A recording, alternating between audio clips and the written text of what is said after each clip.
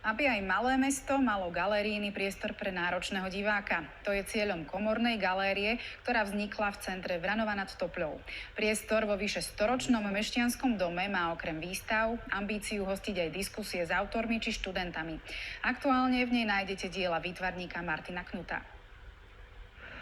Nachádzame sa na takom maličkom mieste v malom mešťackom domčeku v Ranovskom, ktorý sme teraz poňali ako komornú galériu. Tu sa zbiehajú vlastne dve také línie, dva projekty. Jeden z nich je samotná výstava Šerosvet Martina Knuta a ten druhý je samotná komorná galéria. Malomestský, intímny, životom ošľahaný. Práve takýto priestor hľadali pre 8 veľkých a asi 70 menších diel autora Martina Knuta. Plátna vranovského rodáka sú súčasťou zbierok v Európe, Amerike aj Austrálii. Výrazným prvkom jeho diel sú vyrezané diery.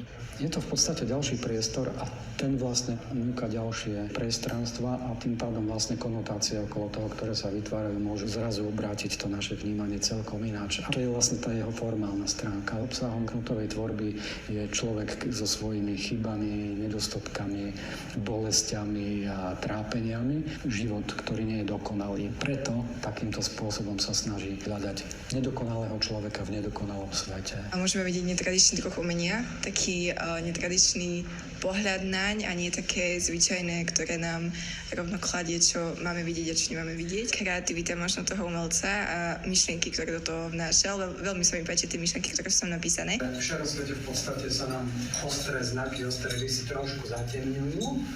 Súčasťou projektu Komornej galérie sú aj diskusie s tvorcami. Sedenie v laviciach za výstavu radi vymenia aj žiaci a študenti. Každý si tu môže nájsť proste to, čo chce a že ten autor dáva akože také široké spektrum tým možnostiam, aj tým akože svetlom, čo tu akože ponúkajú, tak si posvietiť a vidí tam to vlastne, čo on akože možno potrebuje. Osobne ja mám radšej čierno-biele umenie, aj sám kreslím uhlíkom alebo ceruzkou. To znamená, že vlastne veľa tieňovania. Keď niečo potrebujem dať niekedy zo seba, tak rád kreslím. Veľmi vítam, že máme vo Vranove možnosť konfrontovať sa alebo porozprávať sa s umeleckými dielami autorov, ktorých by sme inak vo Vranove nestretli, že nám Vranovčanom otvorili také nové dvere, ktoré sme doteraz nemali. Takéto galérie nám umožňuje trošku otvárať si myseľ, vidieť veci odrazu inak. Výstava Šerosvet Martina Knuta zotrvá vo Vranovskej komornej galérii do konca januára budúceho roka.